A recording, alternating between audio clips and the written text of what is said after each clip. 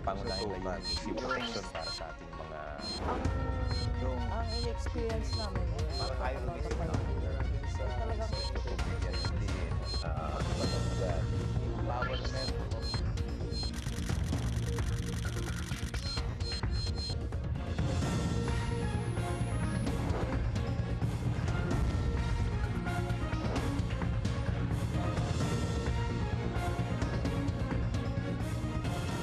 Magandang araw po mga kaibigan, ako po si Carlo Lorenzo. At ako naman po si Raisa Puno Diaz. Ito pong muli ang programang Diyos at Bayan. Habang naghihintay ang Pilipinas sa resulta ng appeal nito sa arbitrary tribunal kaugnay sa pinagtatalunang mga teritoryo sa West Philippine Sea, wala namang pakundangan ng China sa ginagawa nitong massive reclamation. Lalo na sa area ng mischief o Panganiban reef sa West Philippine Sea. Patuloy ang protesta ng Pilipinas. Pero tila nagbi-bingi-bingihan lamang ba ang China? Samahan niyo po kami at ang ating mga panauhin mamaya sa ating pagbabalik. Pero bago po yan, panoorin po muna natin ito. Patuloy at agresibo ang isinasagawang reclamation at konstruksyon ng China ng iba't ibang istruktura sa pinag-aagawang teritoryo sa West Philippine Sea. Kamakailan lamang ay naglabas ng litrato ang Washington-based na Center for Strategic and International Studies o CSIS na nagpapakita ng bagong reclamation activities ng China sa Panganiban Reef. Ang Panganiban Reef ay ang pinakabagong reclamation ng China sa Spratlys na matatagpuan sa South China Sea o West Philippine Sea. Inihayag ng China na ang buong South China Sea maging ang bahagi na pasok sa Exclusive Economic Zone ng Pilipinas ay parte ng kanilang maritime domain. Ang reclamation activities ng China ay patuloy na nagaganap sa iba't ibang bahagi ng West Philippine Sea. Nakapagtayo na ang China ng mga daungan at circumferential road sa Mabini Reef noong Nobyembre ng nakaraang taon. Sa parehong lugar ay nakapagtayo na rin ng gusali kung saan nakapagtanim na rin ng tropical trees ang China. Sa Kagitingan Reef naman ay nagpaplano na ang China na magtayo ng airstrip. Kaugnay ng mga aktibidad ng China sa West Philippine Sea, nagsampa na ang Department of Foreign Affairs o DFA ng diplomatic protest laban sa China sa UN Arbitral Tribunal. Patuloy na pinaglalaban ng Pilipinas ang karapatan kontra sa reclamation sa ilang bahagi ng West Philippine Sea na bahagi pa ng Exclusive Economic Zone ng bansa. Nagpahayag naman ng pagkakabahala si US President Barack Obama sa mabilis na mga aktibidad na ginagawa ng China sa pinag-aagawang teritoryo. Sa gitna ng mga isyong ito, ano na nga ba ang kahahantungan ng tensyon sa pagitan ng Pilipinas at China sa West Philippine Sea? Dapat yung DFA gumawa ng aksyon talaga na ipaglaban natin yan. Kasi karapatan natin yan. Sakop natin yan. Dapat hindi mapunta sa kanila. Asikasuhin nila yung hindi yung, kasi minsan, yung ano ng gobyerno, porke tinaangkin na, pinapabayaan na lang nila. Para sa akin, gobyerno dapat talaga ang asikaso. Kailangan magkaisa tayo, magtulungan, anuhan natin yung gobyerno, supportahan din. ipaglaban kung talagang sa atin. Huwag silang papayag na maangkin ng iba. Siyempre dapat ipaglaban natin kasi sa atin yun eh. Dapat umapela yung Pangulo natin na hindi nila makuha, ganun. Patuloy na tumutok dito lamang sa programang naninindigan sa katotohanan, katarungan at katwiran. Diyos at Bayan.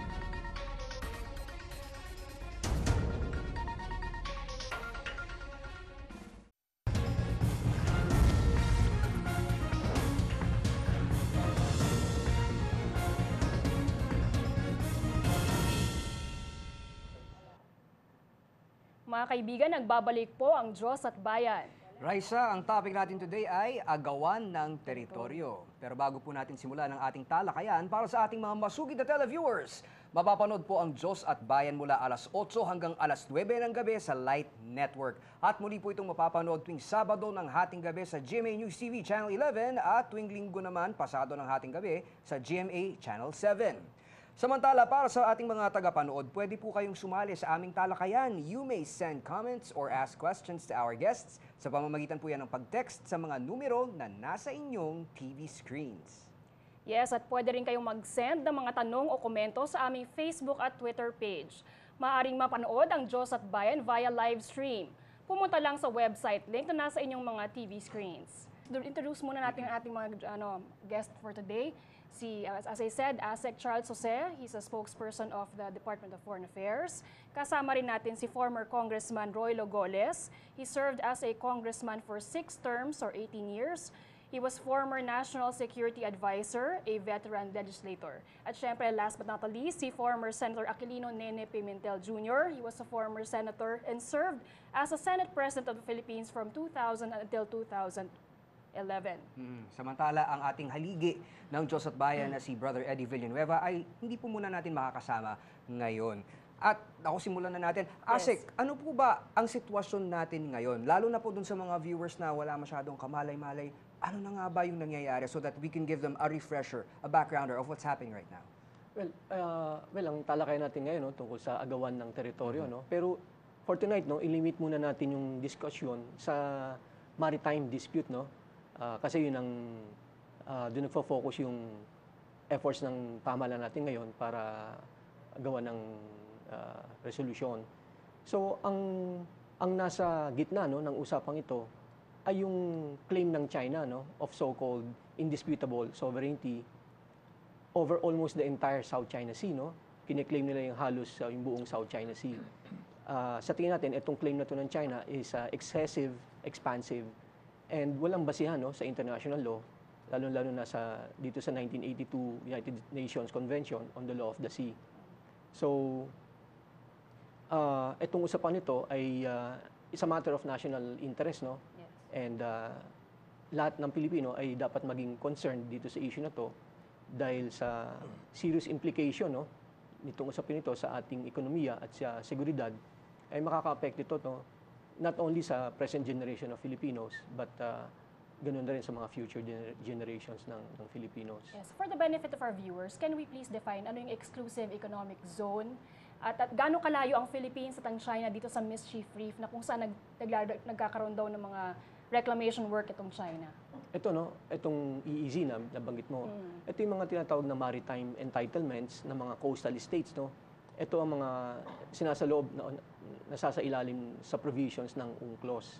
So under UNCLOS, ang isang coastal state is entitled to 12 nautical miles of territorial sea, 24 nautical miles of contiguous zone, 200 nautical miles of exclusive economic zone. Ito yung nasa surface, no? And below that, yung seabed and subsoil, correspondingly, 200 nautical miles of continental shelf. So, sa loob nito mga maritime entitlements na to, yung bansa na may maari nun, ang may exclusive, no, sovereign rights and jurisdiction to explore, to exploit, to manage, and conserve itong resources na matatagpuan dito, both living and non-living. Kasama na yung mga maritime resources, no, mga isda at corals, at pati na rin yung mga nasa ilalim ng lupa, no, tulad ng oil and gas reserves, pati na rin mga minerals. So ano po yung action na nagawa na po ng DFA? Di ba meron tayong mga diplomatic protests, tapos meron po tayong memorial na sinubmit sa arbitrary tribunal. Ano po ba yung update dito? Yun, so, yung claim nga ng China, no, if we will leave that unchallenged, we could lose about 80% of our EEZ. So, on the part of the Philippine government, sa ngayon, no, meron tayong dual track approach, no. We are trying to resolve this in 2 ways, no. We have the diplomatic approach at meron ding legal approach. Inabanggit mo nga yung arbitration case, that's under the legal approach. Nung January 2013 ay nagsampa tayo ng arbitration case laban sa China dito sa arbitral tribunal ng UNCLOS. China-challenge natin, no, yung kanilang claim over the entire South China Sea. So, humingi tayo ng clarification from UNCLOS, no, from the arbitral tribunal. I-clarify nila, no, kung ano talaga yung maritime entitlements. Parang i-uphold nila yung provisions ng UNCLOS laban dito sa ginagawang claim ng China. Punta naman tayo kay former Congressman Goles na naging eksperto sa pagdating sa seguridad sa bansa. So nakikita niyo po sa mga teritoryo natin, how does this affect the security of our country? Malaki epekto nito sapagkat hindi lang sa atin, no, kundi sa buong rehiyon, buong mundo. Katunayan, dahil ang South China Sea ay isang napakahalagang bahagi ng ocean natin. Very strategic convergence point ng napakaraming yung sea lanes, sea lines of communications, maraming bansa, malalaking bansa ang umaasa dito. Ang nangyayari kasi ngayon, katatapos lang ng isang international conference namin doon sa Japan. At doon, pinag-aralan namin yung isang maaaring maging panganib. Ang sabi nila, itong mga reclamation projects na ginagawa ng China, biglang naging aggressive sila itong nakaraang taon. Dahil malakas sila, may equipment sila. Yung dating nasa ilalim ng dagat, napaalsa nila no, sa pamamagitan ng pagtatambak. At ang pangamba ng marami, at ito'y kinonfirm na rin ng China, na ito'y gagamitin hindi lamang sa economic purposes, but military purposes. Noong isang araw, nagbigay ng briefing yung Ministry of Foreign Affairs nila. At sinabi nila, both for economic, yung pagtulong sa mga disaster area, at military purposes. Pag yan ay mangyari, meron kami tinatawag na sa mga military analysts dito, at ang isa sa mga nangunguna dyan, yung mga eksperto sa Japan, no? Sabi nila, ang tinatatag ng China ngayon ay yung tinatawag na strategic triangle. Meron tayong mapa dyan, sana may pakita yung mapa. No? Ano ba yung strategic triangle na ito? Ang nasa taas, yung unang sulok, ay yung paracels. Hawak ng China ngayon yan. Malaki yan, malaki lugar na yan. That's a big feature inside the South China Sea. At yan pinag-aawayan nila ng Vietnam. Yung pangalawang sulok ay yung Fiery Cross Reef na napakalaki ng kanilang reclamation ginagawa. Palagi ko yan ang pinakamalaki. Tapos andyan ang Gavin Reef, andyan ang Johnson Reef, andyan ang Quarteron Reef. Yung Quarteron, grabe yung mga buildings na ginagawa nila. Parang gumagawa sila ng Mall of Asia doon. At kasunod na yung Mischief Reef. Yung cluster ng mga reef na yan, yun ang pangalawang sulok. Yung pangatlong sulok, wala pa. Pero pag wala tayong gagawin, papuntan sila dyan. Yung Scarborough Shoal. At alam natin na noong April 2012 ay inagaw nila yung Scarborough Shoal sa atin. No? Sila ngayon ang may control dyan, hindi makapasok yung ating mga fishermen, hindi tayo makapasok dyan. At yan, maaari nila i-convert din into a military installation. Yan ang malaking panganib para sa atin. Una, ang Scarborough Shoal ay hindi maliit. Ang area ng lagoon dyan ay kasing laki ng Quezon City. So you can imagine. Kaya sasabihin nila, maliit na bagay yan. Hindi maliit na bagay yan. Isipin nyo kung gaano karaming vapor ang pwede mo ilagay sa loob ng Quezon City. Maaari nilang gawing naval base yan. At yan nakatutok sa ating major economic and military installations. Clark, Subic, yung Basa Air Base, yung Villamor Air Base, yung naval base natin. Ando lahat, nakatutok, no? Pag nakumpleto nila yung strategic triangle na yan, nangangamba ang Japan. At palagi ko, nangangamba rin ang Estados Unidos, at siyempre tayo, na makukontrol nila ng husto ang South China Sea, mawawala na.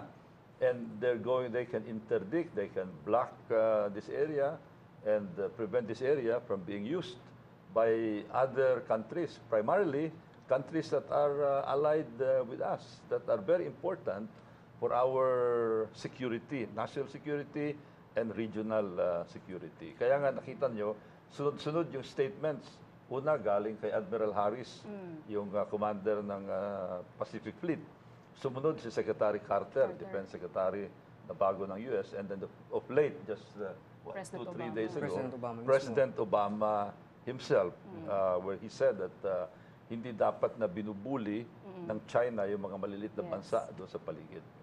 Sabi po ni Obama, yung freedom of navigation is in its natural interest, di ba? National interest. Matagal na paulit-ulit yan. Panahon pa ni Secretary of State noong 2010 sa Vietnam.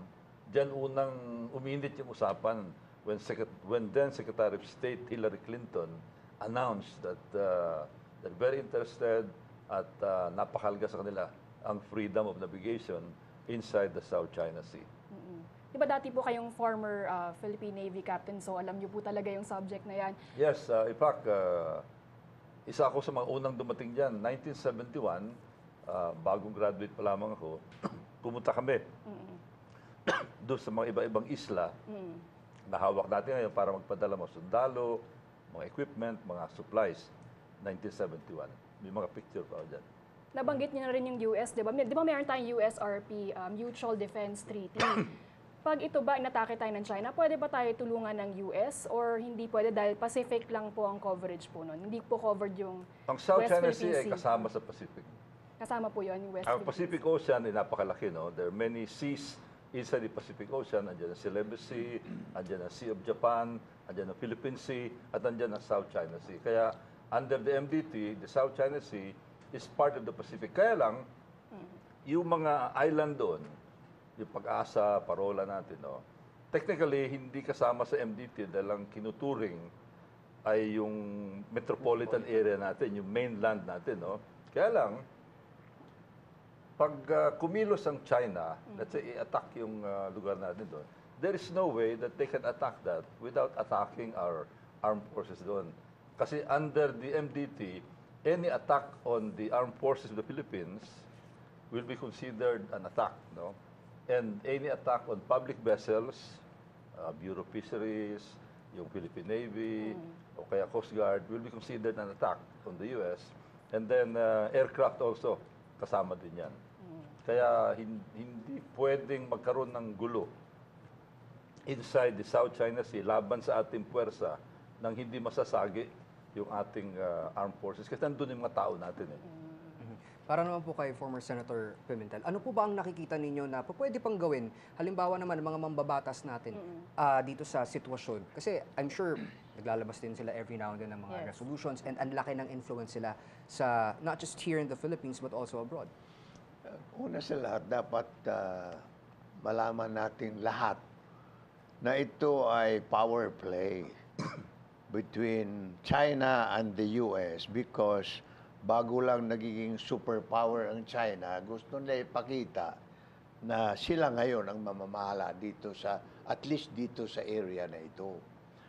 No longer the US as the sole superpower in the world. So, ganon ang usapan dito. Now, anong magagawa ng ating mga mambabatas? Of course, number one, ang una sa tingin ko na obligasyon nila is to inform their constituencies na ganito ang mga issues dyan para magsalita ang taong bayan. Because paano magsalita ang taong bayan pag hindi na naintindihan ano mo pinagkaguluhan dyan na hindi naman parang itong mga isla na itong pinag-awayan is not for relocation purposes.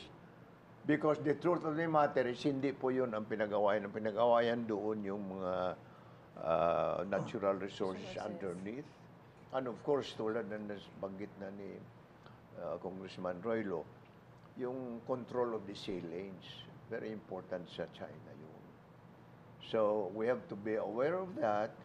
So, going back to your question, it is the duty of the members of Congress to inform their own people about the situation para makapagsalita ang taong bayan, and then we form a national consensus against the intrusion of China into our own territories.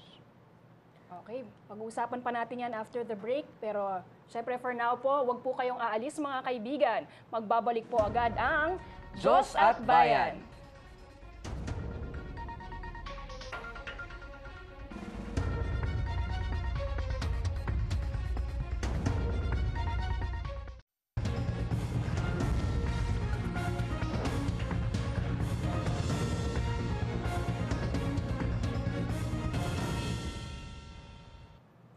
Mga kaibigan, nagbabalik po ang Diyos at Bayan sa ating topic na agawan ng teritoryo. Lalo na yung pinag-uusapan natin kanina nga, may mga bahagi dito sa sinasabi natin dun sa Pilipinas pa rin yan eh. Diba na tinatabunan ngayon ng China, nire-reclaim, tapos kung ano-ano na yung tinatayo. May Great Wall of Sand na nga daw ang tawag dun sa tinatayo nila sa mischief reef. Ano po ba mangyayari niyan, Ase, kung nagtatayo yung China, nire-reclaim nila, tapos matapos na yung kanilang mga structures na nilalagay po doon? Ano po ba yung scenario na nakikita natin? Well, ito nga, no? Itong ginagawang reclamation ng China, actually, in anticipation ito, no? Nung decision na ibibigay ng arbitral tribunal, kasi alam naman ng China na walang basis, no? Yung 9-dash line claim nila, no? Kaya anticipate nila na yung decision ng arbitral tribunal ang magiging favorable para sa Pilipinas. I-uphold ng korte yung provisions ng UNCLOS and in effect, invalidating itong indisputable claim ng China as represented by the 9-dash line. So, to actualize or to realize yung objective nila, no, to claim the South China Sea, they are doing this reclamation work, converting features into artificial islands so they can project, no, using the provisions of UNCLOS, they will project from these islands the 200 nautical miles of EEZ.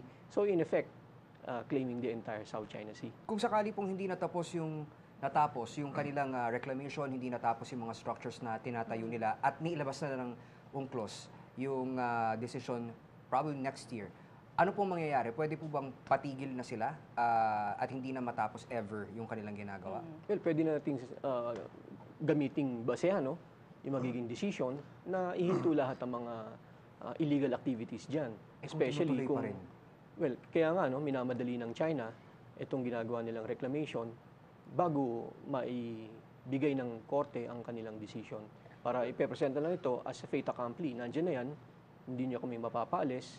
And since the beginning ng ating arbitration case, sinabi na ng China that they will not participate in the arbitration process and they will not recognize or respect kung anumang decision na ibibigay ng arbitral yun court. ang malaking problema. Alam niyo kung bakit? Because under the UNCLOS parang agreement, the parties that invoke UNCLOS must have the consent of the, di ba, yung isusumo, dapat sang-ayon to submit the thing to arbitration.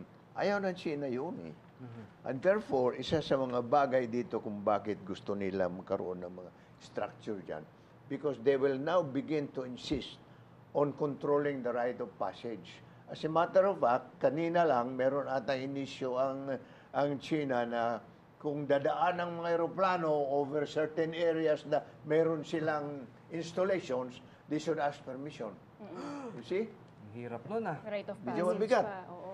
Yung pagdating talaga sa power tripping or kung yung area, land, air, and sea, kailangan ng permiso sa China, kakaibang powers nga ang mararamdaman nila at ma-exercise nila. At siguro yung mga paano na yun, kung right of passage, maglalagay ka ng tax or something bago ka makadaan, lalong kikita. So, paano gagawin ng Pilipinas? Diba, rules-based tayo. We want the peaceful process.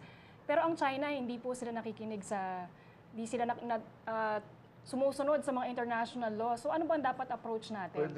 Pwede sabihin ganun. Ganun nga sabi nila, hindi raw nila, they'll ignore kung ano man ang desisyon ng arbitrary tribunal, no?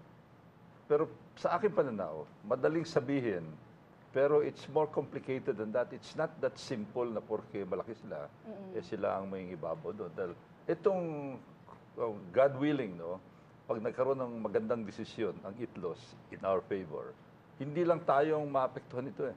Hindi lang tayo magbe-benefit. Makaklaro kung ano ang exclusive economic zone, 200 miles. Kasi as of now, yung 9-dash line nila, nakapasok sa EEZ ng Vietnam, EEZ ng Malaysia, at of course our EEZ. Pero pag nagkaroon ng favorable ruling sa tribunal, burado lahat yan. Wala na yung in the eyes of international law, wala na yan.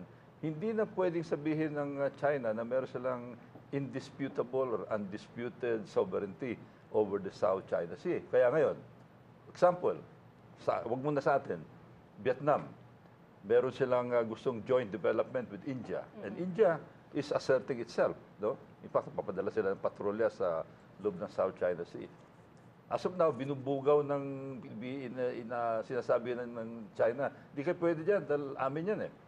But the moment it comes out, they cannot anymore invoke that because India will say, well, andito, ruling ng ITLOS, klaro.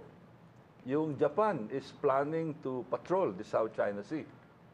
As of now, sasabihin ng China, you cannot do that dahil kami ang boss dyan.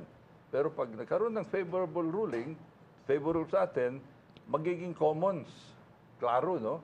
Pag sinabing commons, pag-aari ng lahat. Yung central part ng South China Sea, outside our exclusive economic zone, wala nang karapatan sila na pigilan yung Japan na mag-patrol doon. Yung Australia, yung Indonesia is planning a joint naval exercise with the US in the South China Sea. Siguro sa ngayon pwedeng magreklamo ang China, sabi nila, teritoryo namin yan. Pero oras na lumabas yan, in our favor, wala na ring balakid ang Indonesian Navy, which is a sizable Navy. Andyan ang Australia. So, hindi na sila pwedeng magsabi. Of course, they can ignore it, but there's going to be a big global howl that will ruin their image as a rising power. Yun ang malaking bentahin natin dyan. Mawawala yung kanilang claim, mawawala yung mantra nila. Mawawala yung moral claim nila dun sa lugar. Wala na silang papel eh. Okay, marami nga pong siguro makikinabang kung lumabas yung ruling na yun. Pero paano po kung nagmatigas yung China? Halimbawa, yung mga sinasabi na, ops, hindi nyo na nga property yan, hindi nyo nga territory yan, tinuloy-tuloy pa rin nila. What can we do? Magiging pirata sila sa mata ng mundo pag ganun. Medyo mahirap yun. Mahirap na. No? And with that, no, kasi hindi natin alam kung ano nasa isip ng Estados Unidos ng Japan. As of now, siguro hindi klaro sa kanila yung moral and legal authority. Pero pag yan ay madesisyonan ng pabor, then these other powers will now invoke that to declare that this area are the commons. At itong exclusive economic zone, pwede na lang daanan with the permission of the coastal states, meaning the Philippines, Vietnam, Malaysia. Hindi na yung China ang magsasabi kung pwede o hindi. Sino ang pwede mag-enforce ngayon nun at magsabi sa China, ops, tama na yung pambubuli mo. Ito na ang dapat masunod. The greater powers. Sir, under the UN Charter, yun. Sir, under the UN Charter, di ba, a country can help another country if it is attacked upon by another country. In this case ba, pwede ba tayong humingi ng tulong sa Japan? Ang UN Security Council kasi yun eh. And at pagdating sa UN Security Council, since China is a permanent member with veto power, hindi tayo makakaasa sa UN Security Council. I think we can depend more on the bilateral and multilateral alliances. Si ASEC Charles Jose, he was Consul General sa Shanghai, sa Philippine Consul General sa Shanghai. You worked in China for the longest time. Sir, paano ba silang mag-isip, yung mga Chinese? If they want something, pagpipilitan po ba nila yan na kahit hindi naayon sa batas? Well, malaki yung pinagbago ng China, no? Since many years ago, if you will recall, nung time ni Deng Xiaoping, no? Iba ang policy niya. Sabi niya, shield na natin yung dispute, no? Let's go for cooperation, joint development. For many years, ganun ang estilo ng China. Sabi nila, low-key lang tayo, no? Habang pinapalakas natin yung sarili natin, ekonomiya, military. Pero dumating nila sa point na yun, no? Na second largest economy sila in the world, no? Militarily, sila na yung pinaka-dominant dito sa region. So ngayon, nag-start din sila mag-flex ng muscle sila. So kaya aside from yung claim nila of indisputable sovereignty, another core issue here, yung aggressive behavior nila, no? In asserting and enforcing this claim. Itong ang reclamation work, isa sa mga examples ng kanilang aggressive and unilateral behavior dito sa South China Sea.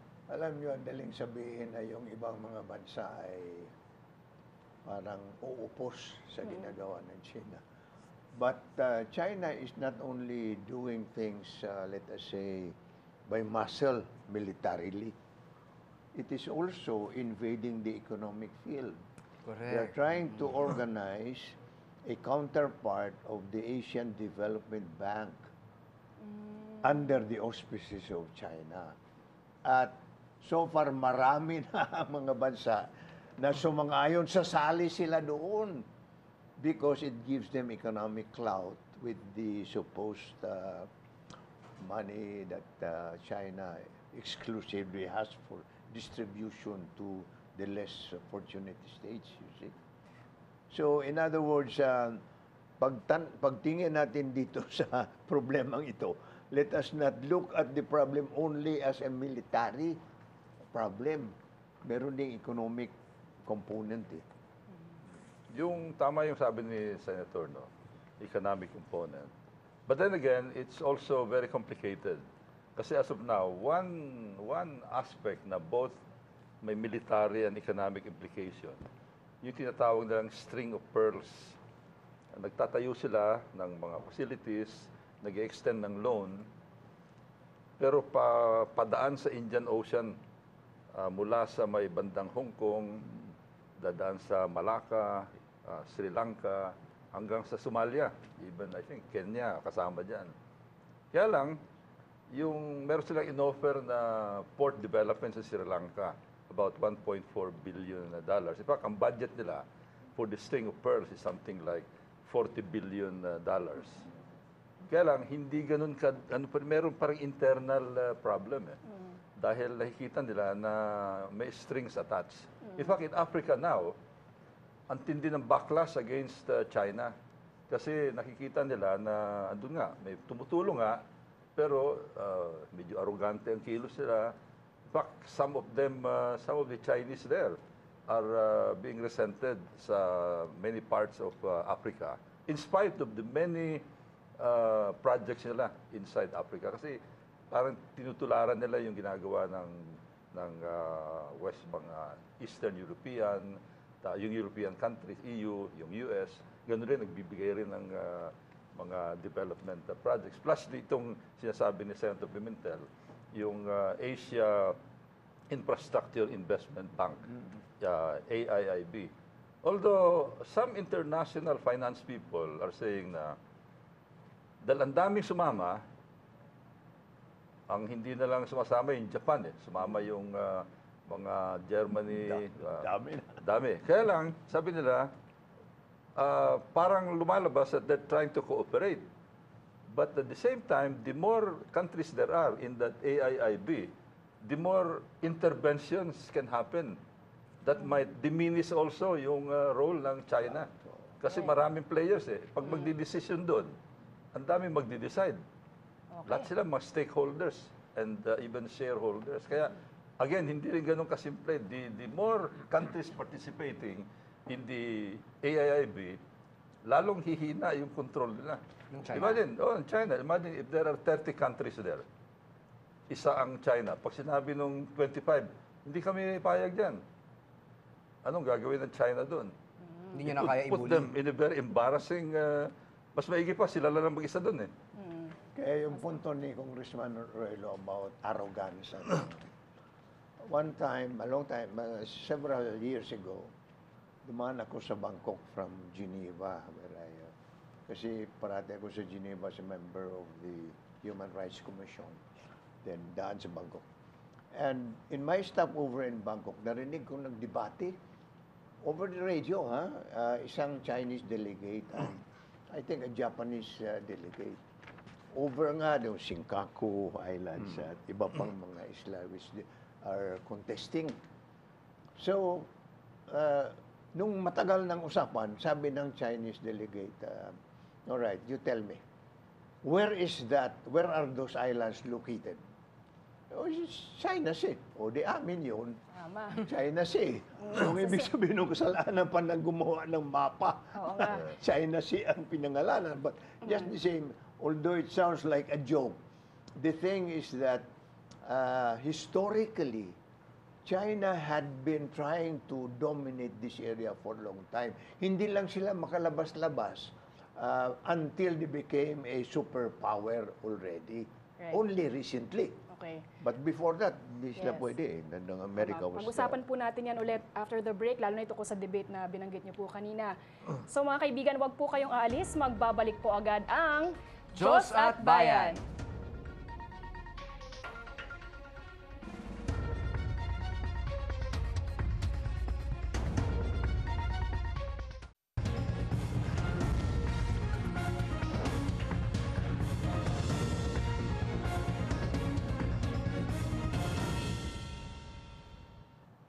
Mga kaibigan, nagbabalik po ang Diyos at Bayan sa ating topic na agawan ng teritoryo.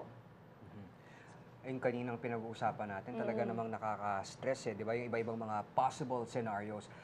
Ano pa yung mga isang naisip mo dyan? Yung mga pagdating naman sa security at yung mga foreign counterparts na tumutulong sa atin ngayon? Okay, di ba ang US, di ba meron tayong mga joint military exercises? At saka lately, dahil nagkakaroon ng massive reclamation ng China dito sa mischief reef, parang yung mga major military weapons, yung mga aircraft, mga ganon, no? Aircraft carrier ng US, minumove na sa Asia-Pacific region.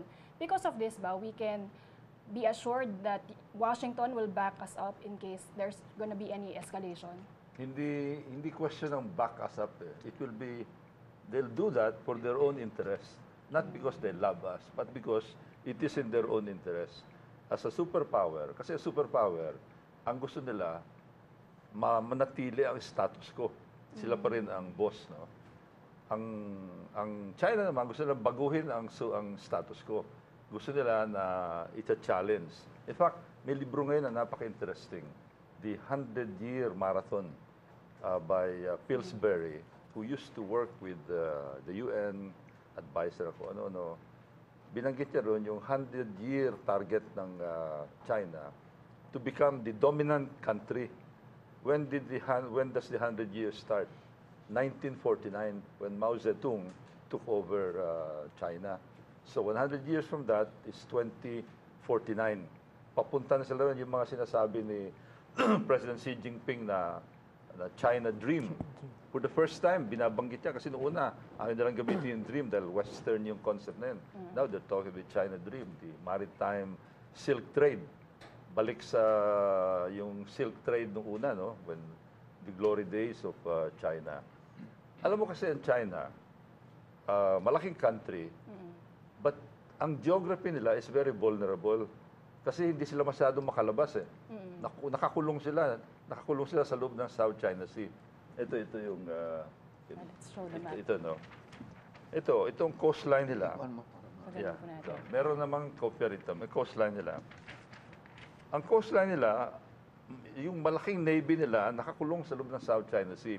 For them to break out, they have to break out into tinatawag na first island chain. Ang first island chain, ito, from Brunei all the way to Japan to the Aleutian, nakaharang dyan for them to break out yung Japan, which is a very powerful country, Air Force and Navy-wise. Nakablock ang Philippines, which is a very long archipelago. Kaya nagpupush sila ngayon eh. And this strategic triangle na binigit kanina, that's part of it. Pag naka-break out sila dyan, which is very difficult, not in the coming 10 years, no? Makakalapit na sila doon sa second island chain, which is all the way to Guam.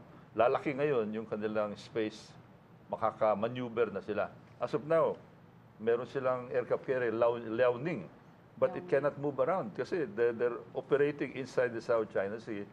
Alam ng Japan, alam ng US at any time kung nasaan yung aircraft carrier na yan. Pag nagkaroon ng hostilities, God forbid what mangyari yan, I would not want to be in that aircraft carrier because that would not last 24 hours. Ganon katindi yung sitwasyon dyan. Plus, andyan ng India, doon sa Indian Ocean. Kaya, yan ang push nila. Kaya, I'm very sure na ngayon, kaya nga medyo matindi na yung statement galing sa superpower.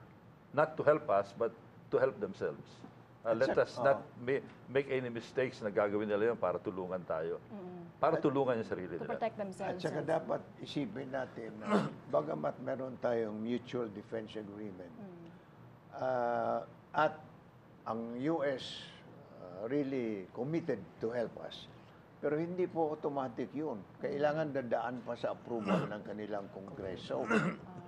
In other words, before they can send their people to do battle for us, kailangan ng approval by the US Congress. Now, of course, that's only a formality siguro as far as they're concerned.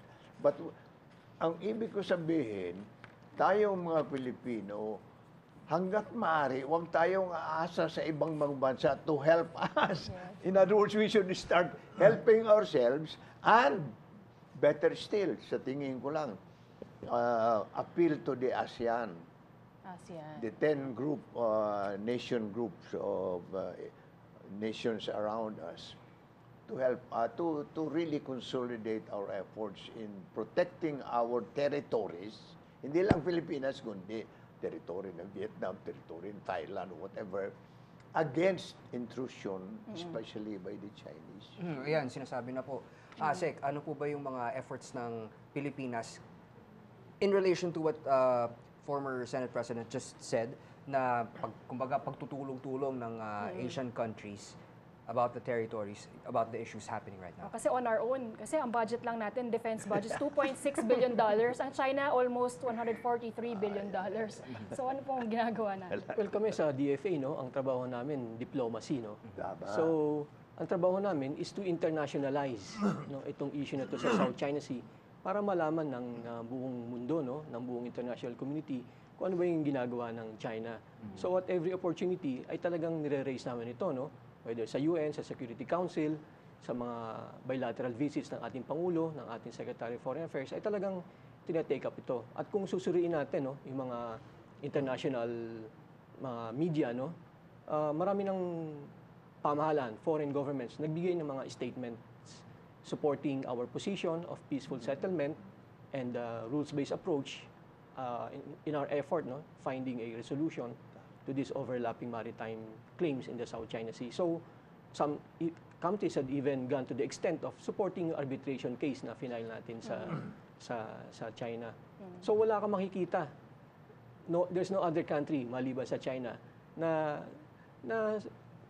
sumasang-ayon, no, sa 9-dash line claim ng China. Halos lahat nagsasabi na talagang walang basihan yan sa international law, and they support the efforts of the Philippines towards a peaceful resolution and rules-based approach dito sa South China Sea issue. Balikan lang na po natin si Senator Pimentel. Sir, yung binabanggit niyo po kanina, yung pakikipag-usap ng Pilipinas doon sa ibang mga Asian countries, sapat na po ba yung nabanggit po ni ASEC na nagpalabas naman po sila ng mga suporta, ng mga statements, or is there something else that we can do? No, yung mga pagpalabas ng statements, these are good signs, positive, na madali nating magamit para mas lalo pang titindi ang kanilang pakipag-ugnayan sa atin, because they will also realize that by ourselves, one by one, madali tayong lamunin. Pero as a 10 nation, 10 pa ba ngayon ang ASEAN? So, 10 bansa ang composing the ASEAN countries. Medyo mabigat ang labanan doon, even against China or anyone else. But we should always also remember na hindi naman natin nais magkaroon ng physical confrontation with China. Hindi po.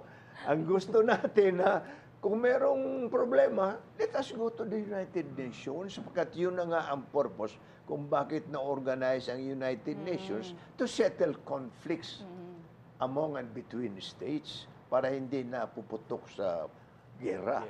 So yun. Pagdagdag lang ako, no? Pag titignan mo yung nangyayari sa South China Sea ngayon, Asia Pacific, totoo may gulo sa Ukraine, may gulo sa Middle East, pero yung mga big boys, andito lahat eh. And nakikita nyo, napaka-aktibo nila sa diplomacy. Prime Minister Modi, halimbawa, no, in-invite si President Obama on their National Day. Unprecedented yun.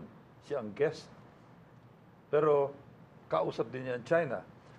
The new president of Japan, of Indonesia, bumisita sa Japan, pero pupunta rin ng China. But then at the same time, nagsasabi sila na magkakaroon sila ng joint exercise with the US inside the South China Sea. Yung Vietnam, ganun din. Shuttle diplomacy. Vietnam is receiving equipment. Coast Guard, even Navy, coming from Japan. Australia is planning to buy 8 submarines from Japan. So nakakaandun yung mga very active ang diplomacy. Kaya nga sabi ko, dito, what is happening, ang favorite phrase ko rito is China has triggered an alliance against itself. Parang, it's no different sa eskwelahan eh. Pag bully ka sa eskwelahan, pag nainis sa mga kasama mo, pagkakaisahan ka ng marami, they'll gang up on you, dahil ikaw masyadong sikat, they'll gang up on you. And that's exactly maybe happening now.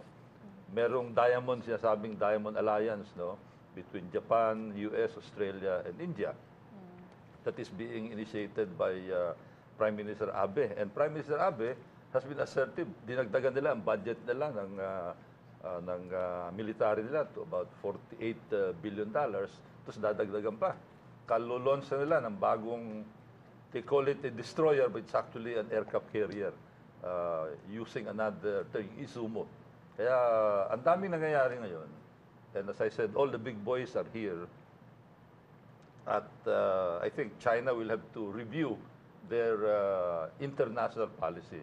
Kasi parang nangyayari, the others are ganging up on China. Malaki ang China, but it cannot be bigger than the sum of the parts of the other, of the rest of the world.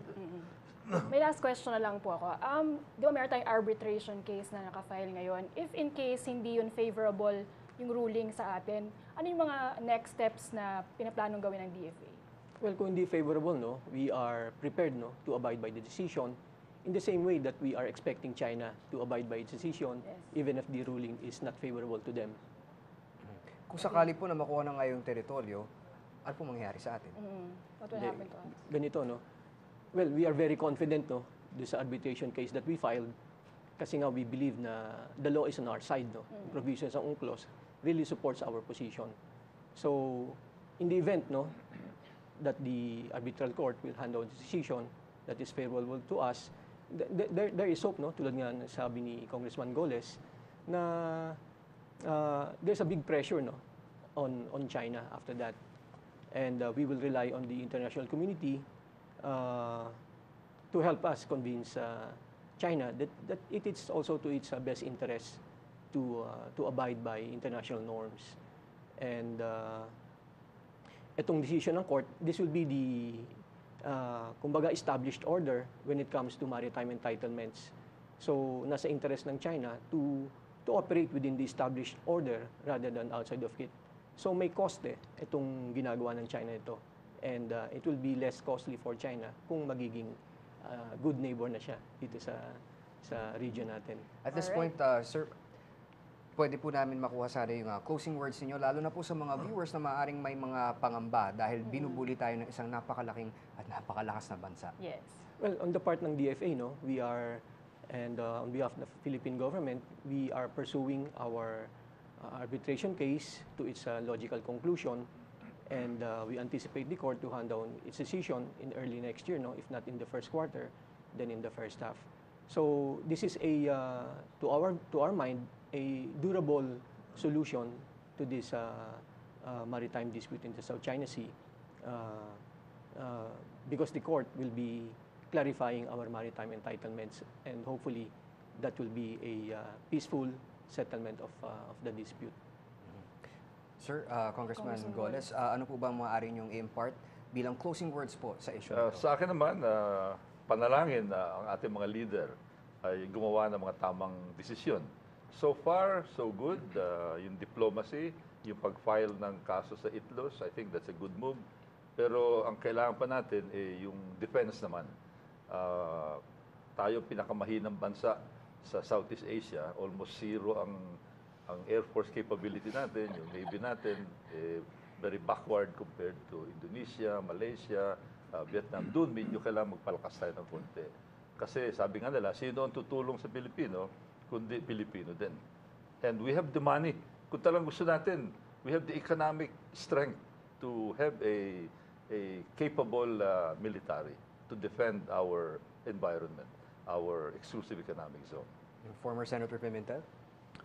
Well, ang masabi ko lang, dapat isipin ng China, and I am addressing these words to China, magkapit-bahay po tayo. At napulot ko rin sa inyo one of the sayings that a good neighbor is better than a long-lost brother. Ibig sabihin, kahit kapatid mo pero wala dyan, mas maganda na yung kapitbahay na magtulungan, and you can improve the situation for the good of all parties concerned. So yun po ang appeal ko sa China. Magkapitbahay po tayo, hindi po kailangan mag-away tayo. Thank you very much. At ang mga natutunan ko dito, Carlo, no, na yung itong reclamation work na ginagawa ng China sa mischief reef, it wants to establish itself as a superpower. And while the US is an ally of the Philippines, we cannot rely on them because they also have to protect their own national interests. So tayo, we have to defend ourselves, pero we can't do it on our own. Siyempre, ang liit natin compared to China. So what we do, we ask the help from our fellow ASEAN countries, and at the same time, the United Nations, na siyang nagre-resolve ng mga conflicts, as sinabi nga ni Senator Pimentel. So dapat gano'n na we still follow the rules-based approach na peaceful process as much as possible para ma-achieve natin kung ano yung talagang rightfully ours. At para sa akin naman, kasi matagal na nga itong mga issue na to, no? At ongoing din naman yung mga efforts ng China para makuha nga yung mga areas. Sa akin before, nabuo lang sa isip ko na, ay, ano ba naman ang binatbat natin? Ang laki-laki nila. But with our discussion today, parang nakalma ako, kahit papano, nakalma ako na we're doing what's right at sunod-sunod naman yung mga pagkilos na ginagawa ng Pilipinas and so far, so good. So may pag-asa. Yun. Kaya naman, natuwa ako sa bit-bit ko ngayon na pag-asa. At sana kayo rin po. Dahil dito sa ating episode ngayon, marami tayong natatalakay at sana nakapagbigay kami ng mga iba pang perspektibo para sa inyo. Maraming salamat po sa panonood po ng Diyos at Bayan. Muli po, ako po si Carlo Lorenzo. At ako naman po si Raisa Puno Diaz at ito muli ang Diyos at Bayan!